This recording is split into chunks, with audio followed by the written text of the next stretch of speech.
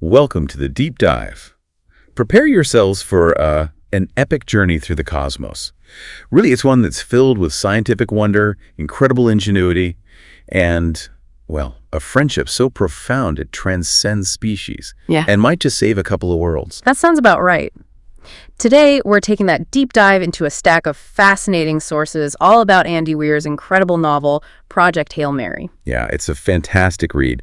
Our mission today is basically to extract the most important insights from all this great material we've gathered, give you that shortcut to being truly well-informed about, honestly, one of contemporary science fiction's most beloved stories. And we want to uncover the surprising facts, the clever science, but also that deep emotional core of this celebrated narrative. There's a lot there. That's right.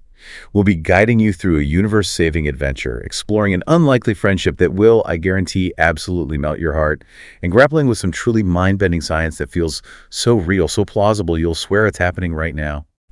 The aim is for you to feel like you've lived this story yourself. Seen the stars through Ryland Grace's eyes, felt the desperation, and definitely cheered for the triumphs. We want to bring you right into the world of Ryland Grace and show you not just what happens, but why it resonates so deeply with so many people, why it matters. Get ready for a blend of, rigorous scientific ingenuity, profound human, and importantly, alien connection, and a surprising amount of heart that really underpins every single moment of this journey. It's not just hard sci-fi. Not at all. We want you to walk away from this deep dive, not just knowing the plot points of Project Hail Mary, but truly understanding why it matters, what it says about our capacity for survival, and the incredible bonds that can form when all hope seems lost. It's a story that truly makes you feel the stakes, root for the characters, both of them, and maybe ponder humanity's place or potential in the vastness of space. So let's set the scene, shall we? Our story opens with a truly disorienting and frankly terrifying premise. It really does grab you immediately. Yeah. Imagine waking up just adrift in the cold, silent expanse of space with absolutely no memory. None. Who you are, how you got there, even your own name. Gone. That's precisely where our journey begins with Ryland Grace, the protagonist of Project Hail Mary. He's surrounded by unfamiliar tech, computer readouts he doesn't understand, maybe even dead bodies. And his own mind is just a blank slate. That structural device, him gradually regaining his memory, piece by agonizing piece, is absolutely key to the novel's unfolding, isn't it? Oh, completely. It's a brilliant way to unravel the mystery. Not just for him as the character, figuring things out, but for you as the listener, too. We learn as he learns. Right. Each fragmented recollection is like a clue, slowly piecing together the monumental stakes and the almost unimaginable path that led him to this predicament. It sets an immediate tone of urgency, discovery, and, a palpable sense of dread mixed with intense curiosity. You're hooked because you need to know what he needs to know. And the author uses it perfectly to drip-feed crucial information, building suspense and keeping you totally engaged as Grace, and you right along with him, try to make sense of the past. Exactly. The initial confusion he feels mirrors the confusion of the reader, or listener in this case, making his journey of discovery incredibly relatable and immersive. You are Ryland Grace in those early chapters. And as Grace's memories start trickling back, often triggered by, a smell or a sound, or maybe a scientific problem he has to solve right there on the ship. Yeah, the triggers are very specific and well-placed. You discover that Earth, the very planet he somehow left behind, is in dire straits, like extinction-level threat dire. It's a cosmic catastrophe that makes, previous global disasters seem like minor inconveniences. This is the big one. Because our sun, our very source of life and warmth, is dimming. It's being slowly but relentlessly drained of its energy by some kind of mysterious and utterly terrifying microorganism. An organism given a fittingly chilling name, Astrophage. Star Eater. Star Eater. Yeah, that says it all. Indeed, the situation back on Earth sounds absolutely apocalyptic. The dimming sun means global temperatures are plummeting, crops are failing everywhere, ecosystems are collapsing. The very fabric of human civilization is teetering on the brink. A new ice age, basically, but faster and unstoppable. Pretty much. It threatens every living thing. And in this desperate scenario, scientists make a startling discovery through telescopic observations. They find a distant star. Called Tau Ceti. Right, Tau Ceti. And it remains miraculously unaffected by this astrophage plague. Unlike our dying sun, Tau Ceti burns brightly, normally. A vibrant beacon of, normal stellar activity in a galaxy facing this insidious, all-consuming threat. So this anomaly, this one single unaffected star system way out there, becomes humanity's last desperate hope. It's a needle in a cosmic haystack, but it's the only lead humanity has, the only chance. Which brings us to the mission itself, the Hail Mary mission. The name couldn't be more appropriate, could it? Not really, no. It's the ultimate long shot, a desperate last-ditch interstellar mission. Its destination, that distant, maybe our savior star, Tau Ceti.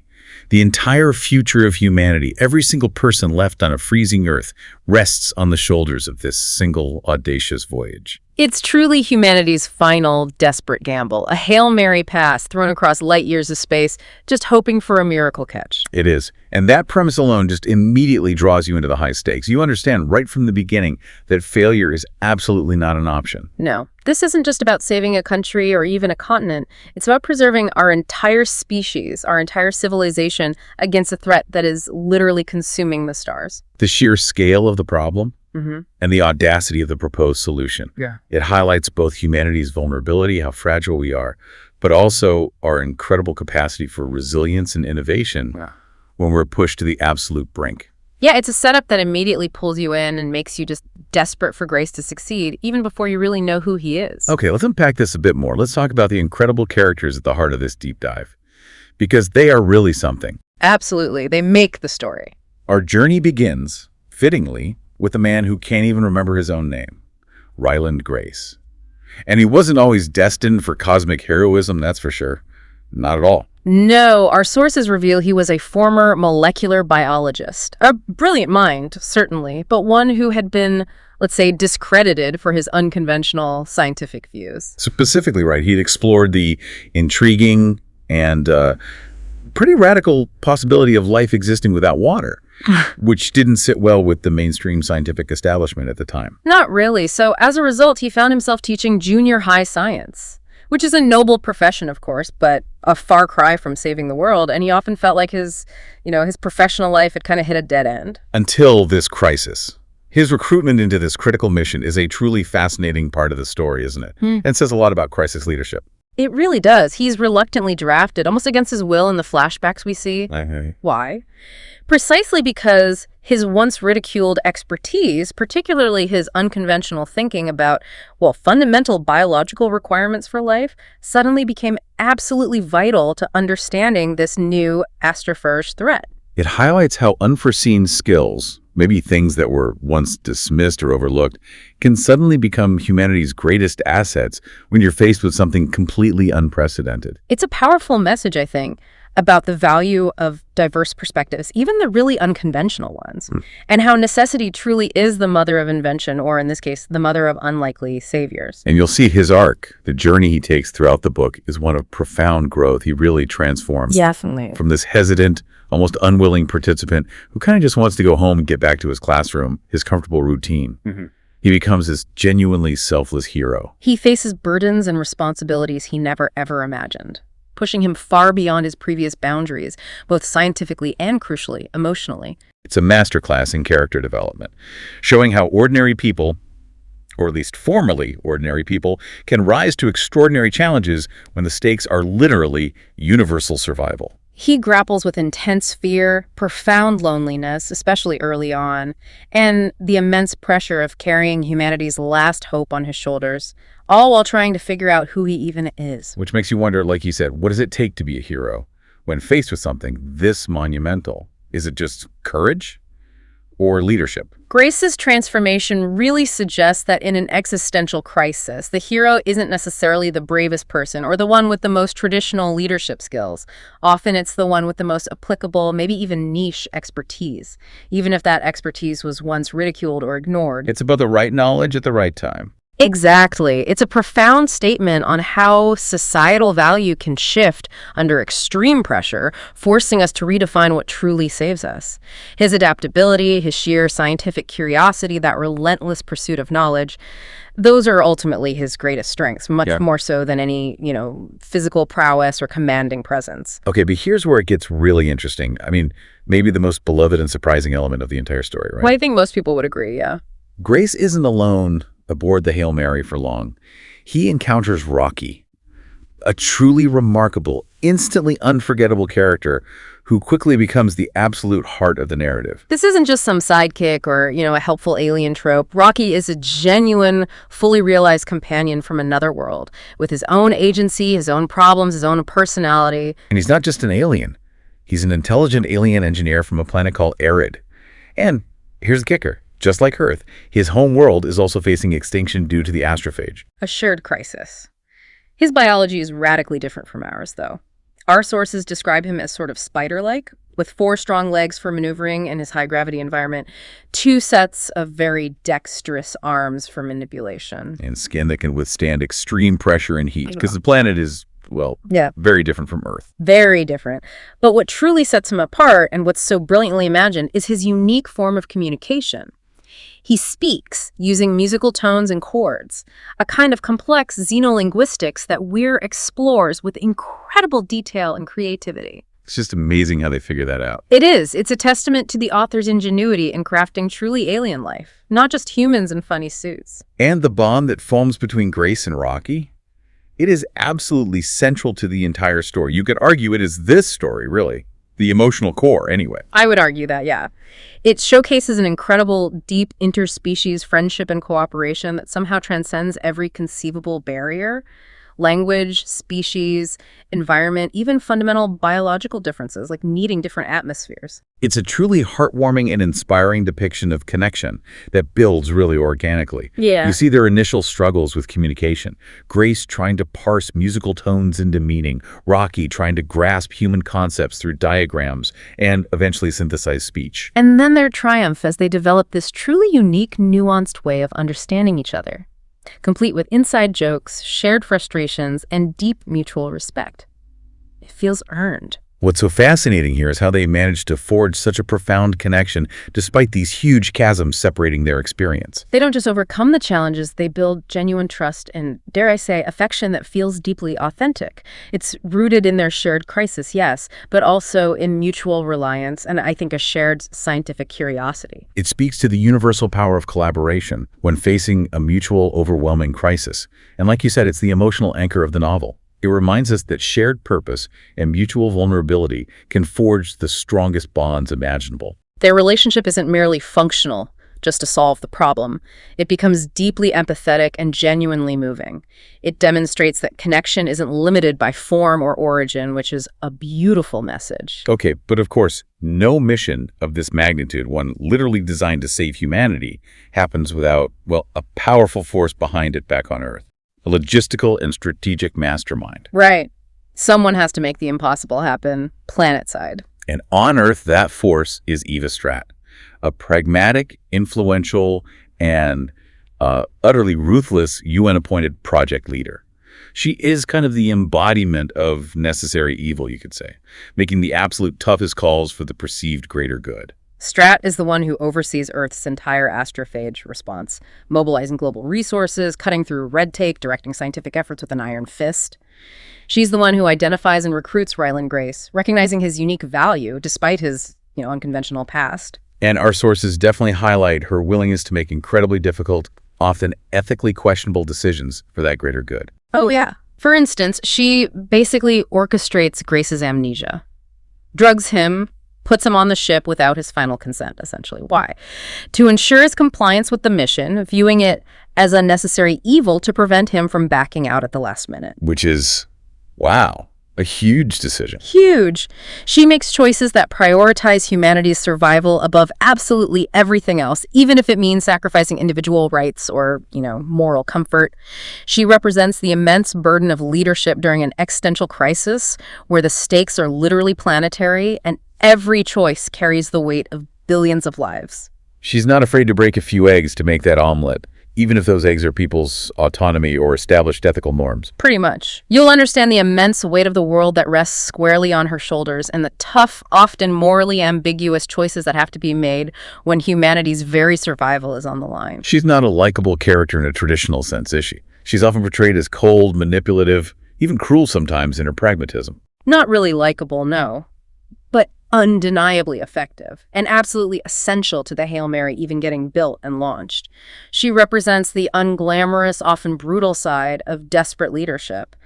the hard choices someone has to make. So while Grace is the hero out there in space, making the discoveries, forging the alliances, Strat is very much the hero, or maybe anti-hero, back on Earth, making the sacrifices, the cold, hard, sometimes awful decisions necessary to even give humanity a fighting chance.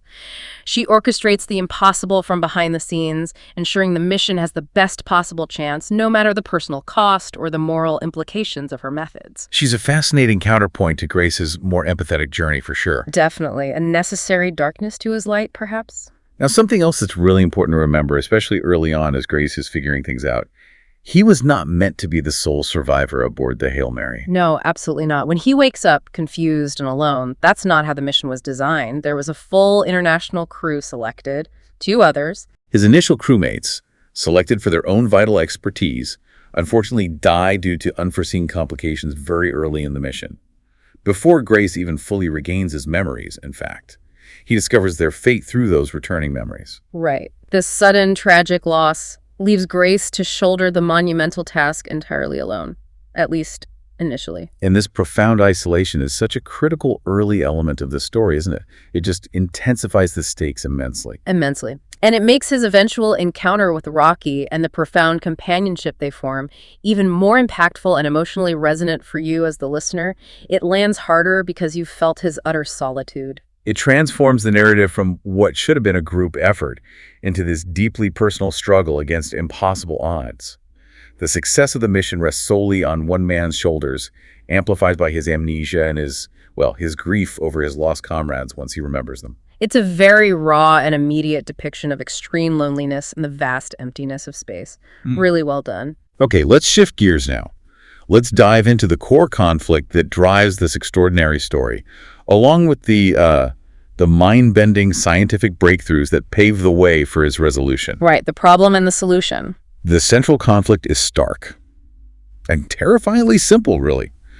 Earth is utterly doomed unless Grace can figure out why Tau Ceti resists Astrophage's energy-draining effects. And then, crucially, deliver that solution back home across unimaginable distances of space. It's a 2-part problem: discovery and delivery. And this isn't just about, abstract scientific discovery in a lab. It's a desperate, frantic race against time. The clock is ticking down for Earth. And as we learned for Arid too, the very survival of not one, but 2 intelligent species, humanity and the Iridians, hangs in the balance. Which forces extreme innovation, unparalleled resilience, and just remarkable ingenuity from both Grace and Rocky. Every moment counts. The tension is palpable throughout their collaborative efforts, their experiments, their setbacks.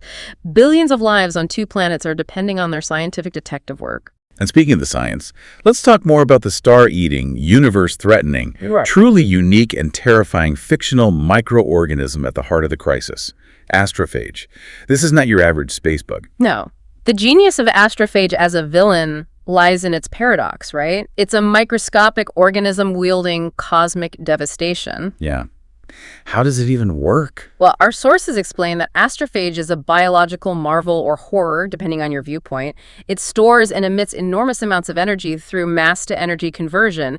It literally uses Einstein's famous equation, EMCA. So a microbe that converts its own mass into pure energy. Yeah. Like miniature suns. Pretty much. It's a concept that beautifully marries the microscopic with the macroscopic, giving us a villain of truly cosmic proportions. It forces humanity and the Iridians to confront a threat that defies traditional defenses. You can't shoot it, you can't bomb it. You need a biological solution to an astrophysical problem. Exactly. It blurs the lines of scientific discipline in a really humbling way. And this astrophage feeds directly on solar energy. Yeah. That's why our sun is dimming, right? It's being consumed. Right. It breeds in stellar atmospheres, multiplies incredibly rapidly, and then launches itself into space using the very energy it creates, forming these vast, terrifying black streaks across the void that astronomers back on Earth detected. What's even more terrifying is its capability for interstellar travel. It can cross the vast distances between stars. Yeah, propelled by its own mass energy conversion, it reproduces and travels across vast cosmic distances, meaning it poses a universal threat, not just to Earth or Arid, but potentially to any star system it reaches. It's like a biological plague, but on a galactic scale, capable of destroying entire civilizations, star by star. This concept beautifully blends microbiology with astrophysics. It really shows the sheer scale of the problem Grace faces. It's not just a tiny organism, it's an entity capable of galactic devastation. Making the scientific challenge Grace and Rocky tackled truly monumental and awe-inspiring in its scope. It's a villain that's both intimately small and terrifyingly vast. A truly innovative threat that requires equally innovative solutions. Now, the Hail Mary spacecraft itself, it's a marvel of scientific ingenuity within the story, isn't it? A testament to humanity's desperate drive for survival. Absolutely. It's a cutting-edge vessel designed for the most audacious journey ever conceived by humans. Designed for incredibly energy-efficient near-light-speed travel. And here's the kicker, right? It's powered by the Astrophage. Exactly. Humanity figured out how to harness the enemy's power against itself, turning the life-draining microbes into incredibly potent rocket fuel. It's brilliantly ironic. And this aspect of the narrative really delves into the practicalities and theoretical possibilities of deep space journeys. Propulsion systems, navigation across astronomical distances, life support for years. The immense engineering required to make such a voyage even theoretically possible. It showcases the lengths humanity goes to when faced with no other choice, pushing scientific boundaries to their absolute limits. You get a real sense of the immense distances involved. The years of travel that feel like moments thanks to relativistic effects and the ship's design and the audacious solutions they came up with. It's a feat of engineering as much as it is a scientific quest. A ship built for a one-way trip, really. A desperate gamble on behalf of all life on Earth. And Grace, the molecular biologist working with Rocky, the expert alien engineer, they combine their unique expertise in these fascinating complementary ways, don't they? They really do. They collaborate to manipulate organisms, to run experiments, to build contraptions, and ultimately to combat the astrophage together. It showcases the incredible power of cross-disciplinary knowledge. Biology and engineering working hand in hand. Or hand in appendage, I guess. Right. For instance, Grace's understanding of microorganisms lets him identify the astrophage's potential weaknesses, maybe how it reproduces or metabolizes. While Rocky's engineering prowess helps them build the precise tools, the containment units, the environments needed for experimentation, and eventually for deploying whatever solution they find. It's a testament to the idea that diverse skill sets, when brought together, can solve even the most seemingly intractable problems. Especially when those skill sets come from entirely different evolutionary paths. That's a great point. And the book presents alien life through Rocky and his species, the Iridians, in such a thought-provoking way. It moves far beyond the usual sci-fi tropes of, basically humans with bumpy foreheads. Totally. Rocky's species evolved in a radically different environment. A planet with a thick, high-pressure atmosphere. Ammonia-based life, right? Yeah, ammonia-based life, thriving under incredibly high pressures and temperatures that would be instantly lethal to humans. He lives in a part of the ship Grace can't even enter without a specialized suit. It really enriches speculative xenobiology, forces you to consider how life might evolve in environments completely alien to our own understanding. What if life doesn't need water? What if it breathes ammonia?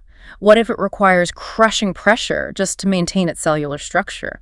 What if fundamental physics and chemistry lead to life forms that are utterly unrecognizable in form or function, yet equally intelligent and capable of complex thought, emotion, engineering? These are profound questions the novel thoughtfully explores.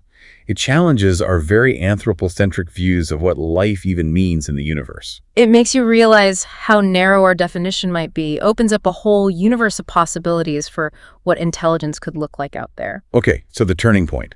The moment of revelation that truly sets the stage for a solution to this whole astrophage crisis. It comes with a pivotal discovery. Taumiba. This is the key, the linchpin.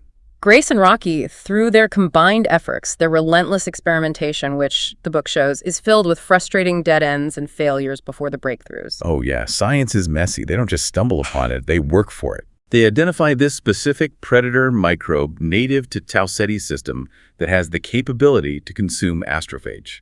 This Taumiba offers a viable, though still incredibly challenging, solution to the extinction threat facing both their worlds.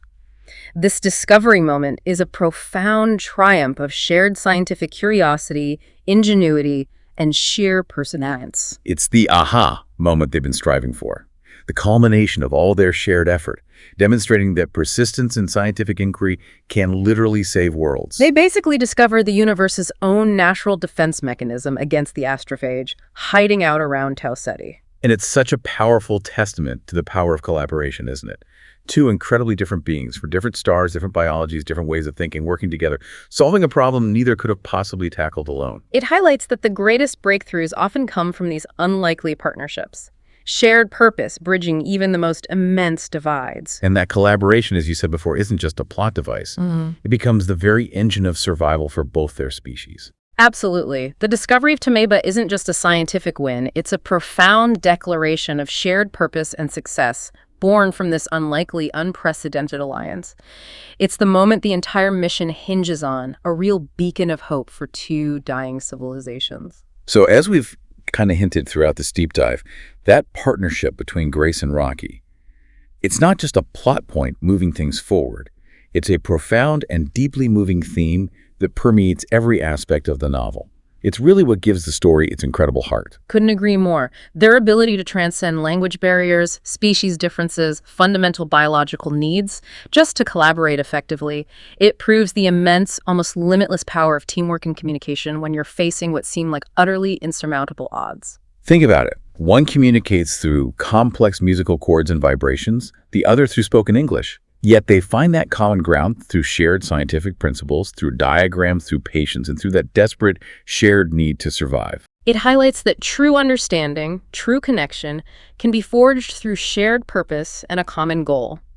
Even if the method of communication is totally unconventional or initially seems impossible, they build bridges not just between themselves, but effectively between entire star systems, between entire species. And you see how they adapt, how they learn from each other, how they grow to understand each other's unique ways of thinking, problem solving, even expressing emotion or frustration. It's a gradual process, often quite humorous too. Rocky using terms like question or fist me based on early misunderstandings, or Grace struggling to reproduce complex alien melodies. Right, but ultimately it's incredibly heartwarming and effective. Yeah. It creates this unforgettable duo that you're just completely rooting for. Their growth as individuals is mirrored perfectly in their growth as a team. And that theme of survival is equally pervasive, equally compelling. Both humanity and the Iridian species face nothing less than complete extinction. It's not hyperbole. It's the reality of their situation. Exactly. This shared existential threat, this absolute deadline breathing down their necks, forces them into these extreme acts of innovation and resilience. They are literally fighting for the right to exist, and that desperation fuels every decision, every experiment, every risk they take.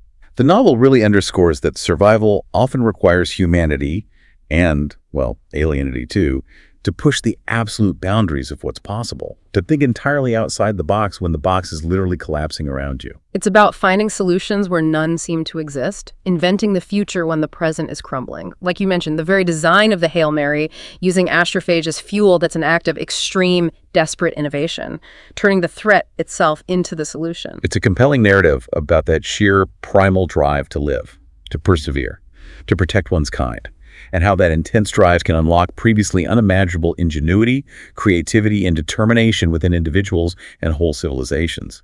It shows the incredible strength that can be found in desperation, how a species on the brink can achieve the impossible when they're unified by a common threat, or even when just two representatives are. And at its core, Project Hail Mary is more than just a thrilling adventure, isn't it? It's really a profound celebration of scientific curiosity and ingenuity itself. Oh, absolutely. It champions the very spirit of inquiry, of asking why and how, even when the answers seem impossibly distant or the problem seems too big.